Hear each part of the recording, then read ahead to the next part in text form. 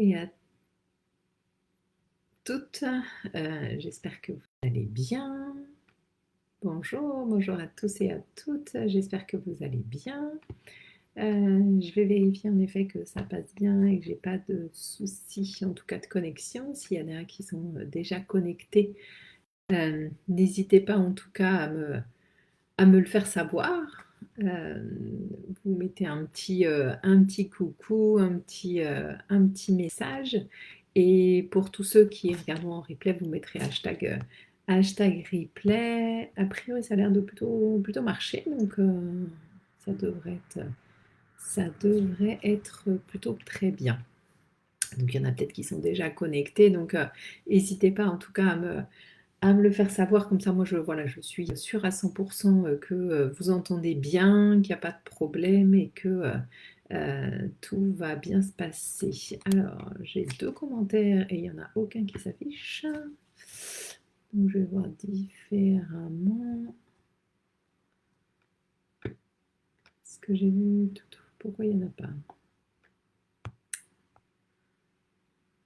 Oui, très bien, bonjour. Donc sur mon téléphone, j'ai les commentaires et pas sur mon ordi. C'est pas grave, c'est pas gênant. Voilà. Merci en tout cas Valérie d'avoir fait un petit message. Je vois qu'il y a plein de commentaires, mais j'avoue que je ne sais pas pourquoi ça ne s'affiche pas, donc il y a pas de souci. J'espère que je vais pouvoir les avoir en différé. Ce sera plutôt très bien. Ah bah oui, non, en fait, il y a plein de monde. Euh, bonjour Jess. Voilà, Sylvie Perrine, bah, très bien. Bah, les sons est excellent. Bon, bah, c'est parfait, comme ça on va pouvoir commencer. Alors moi, je voulais vous parler en effet aujourd'hui. Je voulais vous parler d'un sujet qui me touche et qui vous a probablement touché parce que voilà, c'est des choses qu'on entend assez régulièrement.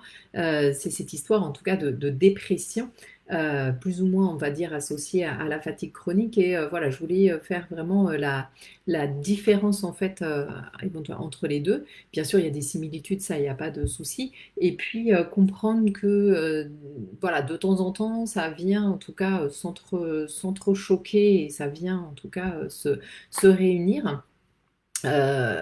Donc vraiment le fait de comprendre qu'est-ce que c'est l'un et qu'est-ce que c'est l'autre, ça va permettre en fait de bien relier en tout cas tout ça. Alors voilà, je le vois assez souvent, donc soit je le lis, soit je l'entends. Bah, de toute façon, on m'a dit que j'étais dépressif ou dépressive, et puis on m'a prescrit des antidépresseurs. Mais bonjour en tout cas Virginie, bonjour Karine. Mais je suis pas dépressive, j'ai pas envie de prendre des antidépresseurs. Et pour vous prouver voilà, que ça n'arrive pas forcément qu'aux autres et voilà, que je vais vous raconter ma petite histoire, pas pour me vanter, mais surtout pour vous expliquer un petit peu le contexte. Moi, en mars 2021, j'ai été voir en effet un médecin parce que j'étais vraiment très fatiguée et je ne traversais même plus mon couloir de consultation. Et en 10 minutes, en fait, le médecin généraliste que je n'avais jamais vu en fait avant m'annonce en fait que je suis voilà, dépressive, me fait l'ordonnance d'antidépresseurs et il me dit bah, très bien, on se revoit dans un mois et vous irez beaucoup mieux, prenez ça, il n'y a pas de souci. Et donc je lui explique que non, ce n'était pas ça en fait. Moi, j'étais pas dépressive, j'avais du mal à respirer, mon cerveau fonctionnait pas, j'arrivais pas à poser un diagnostic, que j'arrivais plus à tenir debout au bloc opératoire. Donc voilà, c'était, je sais que comme beaucoup, on a des soucis dans notre famille, voilà, relationnels, etc. Mais c'était pas du tout en fait le souci. J'arrivais à vraiment à faire les deux et je connais, on va dire, je connaissais parfaitement et je connais toujours très bien mon corps. Voilà, en tant que sportive de haut niveau, je savais ce qui ne fonctionnait pas en fait à l'intérieur en fait de moi. Bref, je reviens un mois plus tard et il me demande bah ça y est, vous allez mieux, c'est bon. Je dis oui, très bien, je vais beaucoup mieux depuis que je fais de la kiné-respi, en fait, ça va. Ah oui, mais c'est normal, c'est parce que vous avez pris vos antidépresseurs. Non, je n'ai pris aucun traitement en fait, puisque je ne suis pas dépressive. Voilà, donc vous comprenez bien que ce médecin-là, je ne l'ai pas revu. Alors bien sûr, un peu plus tard, j'ai été convoquée via mes assurances sur un médecin expert qui était en fait un psychiatre. Je le raconte justement cette histoire, voilà, qu'en 10 minutes, j'ai eu un diagnostic en fait de dépression. Il était juste complètement en fait outré qu'on ait pu me dire en fait ça en 10 minutes et qu'on ait pu me prescrire comme ça des antidépresseurs en fait aussi rapidement. Voilà, au bout d'une heure, lui m'a confirmé que j'étais pas en fait dépressive. que j'avais principalement des symptômes cliniques et physiques et que forcément mentalement c'était plus compliqué du fait en tout cas de ces symptômes-là, mais ça n'avait rien à voir. Alors là je suis pas en train de vous dire que la dépression n'existe pas ou que dans la fatigue chronique il n'y a pas de dépression, mais il faut bien remettre en fait les choses en fait dans leur contexte. On peut être dépressif avec ou sans fatigue chronique, ça c'est sûr, mais il y a vraiment en fait une distinction en fait à faire entre les deux. Alors pour vous expliquer un petit peu pourquoi il y a cette confusion, je vais vous expliquer la vraie définition en fait de la dépression. Donc c'est vraiment un trouble de l'humeur donc, qui est caractérisé par vraiment une tristesse permanente, une perte d'intérêt, une perte de plaisir, des sentiments de culpabilité, une faible estime de soi, des troubles de sommeil, un appétit qui va être perturbé, des sensations de fatigue et des troubles en fait au niveau de la concentration. Donc vous voyez, quand je vous dis déjà tout ça, c'est pas, voilà, il y a quand même deux, trois petites choses qu'on peut retrouver en tant que quand on a une fatigue chronique, un Covid long, un syndrome de fatigue chronique. Mais il y a vraiment des critères qui sont très très spécifiques, qui sont notés dans un dossier qu'on appelle le DSM-5, hein, qui est vraiment utilisé. Euh, je répondrai après, Delilah, pas de souci, qui est vraiment en tout cas expliqué dans ça et qu'on doit en tout cas se baser. Alors je vais vous lire en fait les critères, comme ça vous allez bien comprendre pourquoi est-ce que c'est aussi intriqué, aussi compliqué. On a en fait, pour pouvoir poser en fait un diagnostic, il faut plusieurs choses. La première chose, il faut au moins 5 symptômes dont dans les 9 en fait que je vais vous décrire, avec forcément en fait soit une humeur en fait dépressive, soit une perte d'intérêt en fait de plaisir. Donc c'est forcément à enlever si vous avez une pathologie en fait médicale, si vous avez des problèmes d'hallucination ou des choses comme ça. Voilà, on enlève en tout cas on vous enlève de la case entre guillemets dépression. Donc quand on dit humeur dépressive, c'est vraiment présent en fait sur toute la journée, c'est presque tous les jours. Vraiment, c'est vous qui dites, mais je pleure tout le temps, en fait, je n'arrive pas à m'en sortir. Et chez, on va dire, les enfants et les adolescents, ce sera plus un sentiment en fait d'irritabilité. La deuxième chose, en effet, c'est vraiment une diminution vraiment marquée de l'intérêt, du plaisir pour tout, ou presque pour toutes les activités, tous les jours, toute la journée. Donc soit c'est vous qui le signalez, soit c'est vos proches en fait qui l'indiquent. La troisième chose, ça va être une perte ou un gain de poids en fait qui est significatif, alors que vous ne faites pas de régime ou que vous n'avez pas de choses en tout cas particulières. C'est vraiment une diminution, une augmentation de l'appétit presque tous les jours. Quatrième chose, ça peut être une insomnie ou une hypersomnie presque tous les jours. La cinquième, c'est une agitation ou vraiment un ralentissement psychomoteur. Donc avec vraiment ces difficultés de mémoire, ces difficultés de concentration, ces difficultés d'attention. La sixième chose, c'est une fatigue ou une perte d'énergie presque tous les jours. Et la septième chose, c'est vraiment un sentiment, on va dire, de dévalorisation, de culpabilité, qui est presque inapproprié en fait. Pareil, c'est vraiment sur du continu. Et c'est pas seulement se sentir coupable en fait d'être malade, c'est vraiment quelque chose de plus profond. La huitième chose, ça va être vraiment une diminution à l'aptitude de penser, de se concentrer avec des problèmes d'indécision presque tous les jours. Et la neuvième, c'est vraiment des pensées de mort récurrentes, hein. Donc, c'est pas seulement la peur de mourir, c'est vraiment des idées suicidaires. Donc, voilà, ça c'est vraiment plus important avec éventuellement des tentatives de suicide. Donc, ça c'est autre chose. Il faut donc tout ça avec les deux premiers obligatoirement, plus faut pas que ce soit des épisodes qui soient en effet mixtes ou couplés à autre chose. Il faut qu'il y ait vraiment une souffrance qui soit importante avec une altération du fonctionnement, que ce soit professionnel, social. Donc ça, c'est aussi un autre critère. Tous ces symptômes-là ne doivent pas être liés à des effets, on va dire, physiologiques liés à des substances, donc soit des médicaments, soit de l'abus en fait de substances, ou d'une affection en fait médicale générale, la plus fréquente étant en fait l'hypothyroïdie, qui provoque en fait ces symptômes de dépression. Autre chose, il ne faut pas que ce soit impliqué dans un phénomène de deuil. Alors quand on dit deuil, pour moi c'est c'est beaucoup plus vaste que la mort en fait d'une personne. Un phénomène de deuil, c'est un phénomène en fait de changement profond. C'est-à-dire que vous allez passer d'un état A à un état B. Dans le cadre en fait de la fatigue chronique, vous passez d'une vie où vous pouvez tout faire à ne plus pouvoir rien faire. Et donc vous devrez faire le deuil en fait de votre ancienne vie éventuellement. Donc ça, c'est un phénomène en fait de deuil. Et cette partie-là, elle peut durer en fait plusieurs mois. Si c'est vraiment un changement profond, quand on va travailler sur de changement de valeur, de changement de croyance, etc., ça peut être sur presque 1 à 2 ans. Donc, vous voyez, là, c'est assez important, en tout cas, de faire cette distinction-là. Donc, vous voyez, quand je vous ai cité tout ça, vous vous dites, bah oui, en fait, il y a quand même des choses qui vont être très, très importantes. Et ce diagnostic-là doit être posé, en fait, par des médecins psychiatres qui connaissent très, très bien, en tout cas, et qui vont prendre le temps d'aller chercher tout ça et d'aller éliminer aussi tous les autres symptômes et tous les autres critères. D'accord? Donc un médecin généraliste qui, au bout d'une consultation que vous voyez en 10 minutes, vous pose un diagnostic de dépression, je trouve ça un petit peu prématuré en fait. Donc de même qu'une prescription d'antidépresseurs au bout de 3 minutes, c'est aussi un petit peu difficile, hein. On sait très bien que les médecins français sont quand même les champions du monde et les patients sont champions du monde de prescription, en tout cas d'antidépresseurs, mais voilà, c'est quand même important en tout cas de faire ça. Donc bien sûr, ça ne veut pas dire que la dépression n'existe pas, ça ne veut pas dire qu'on n'a pas de dépression en tant que fatigue chronique, mais il y a, vous l'avez très bien vu, des critères. Et c'est là où c'est extrêmement compliqué, c'est ce fait que ça se couple en tout cas.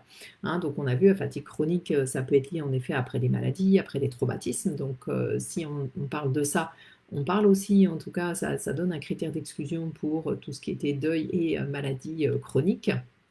On sait que le Covid long, c'est aussi une des symptômes qui vont durer en fait pendant plusieurs mois et qui ne peuvent pas être expliqués par d'autres diagnostics.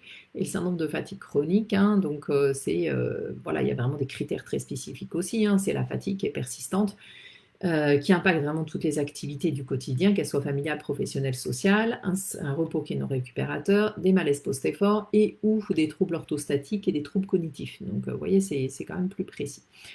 Donc vous avez vu, les deux vraiment impliquent de la fatigue, impliquent des problèmes de concentration, impliquent des troubles du sommeil. Cependant, il y a quand même voilà, des petites différences. Alors je ne suis pas psychiatre, c'est pas mon rôle en tout cas de faire la différence, mais voilà, je vais vous expliquer ça, notamment au niveau en tout cas des causes, au niveau des conditions. Vraiment la dépression, c'est lié principalement à des déséquilibres, on va dire, chimiques au niveau du cerveau, hein, au niveau de la sécrétion de sérotonine, etc. Alors que quand on prend le bloc en fait fatigue chronique, ça peut être vraiment des combinaisons de facteurs à la fois biologiques, génétiques, environnementaux. Donc c'est vraiment quelque chose de beaucoup plus complexe en fait qui est en cause.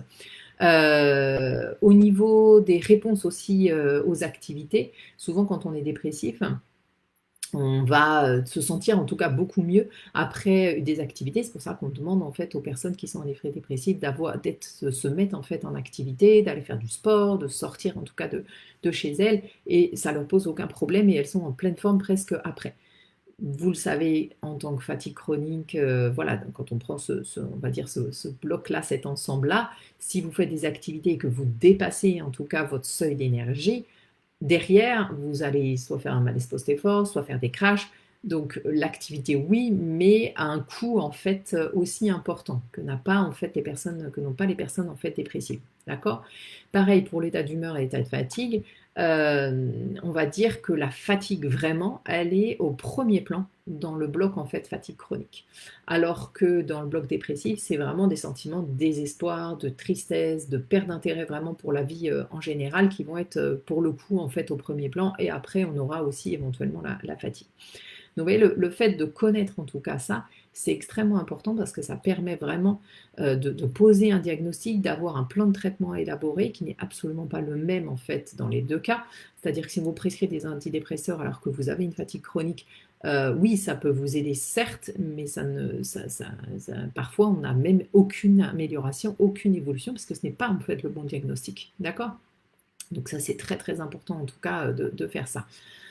Quoi qu'il en soit, en tout cas, voilà, pour synthétiser, que ce soit de la dépression, de la fatigue chronique, clairement, voilà, vous êtes juste unique, donc il n'y a que vous qui pouvez savoir en tout cas ce que vous ressentez. Ce que vous ressentez est parfaitement, en tout cas, valide, entendable. euh, et heureusement, il y a voilà, beaucoup de soutien et d'aide en tout cas qui sont disponibles en tout cas pour ça. D'accord? Donc voilà, je voulais faire en tout cas ce petit parallèle. Alors là, je vois que vous avez fait beaucoup de commentaires, donc je vais en profiter pour repartir ça. Alors, Delilah, voilà, je prenais le temps en tout cas de te répondre.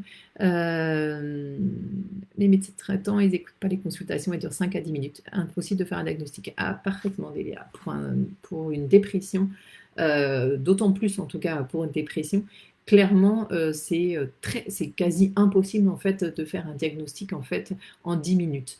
Le diagnostic de dépression est posé par un psychiatre qui nécessite en tout cas un certain nombre de rendez-vous qui sont assez longs puisqu'il faut prendre la personne aussi dans sa globalité et vérifier qu'il n'y a pas en effet des maladies chroniques en tout cas sous-jacentes.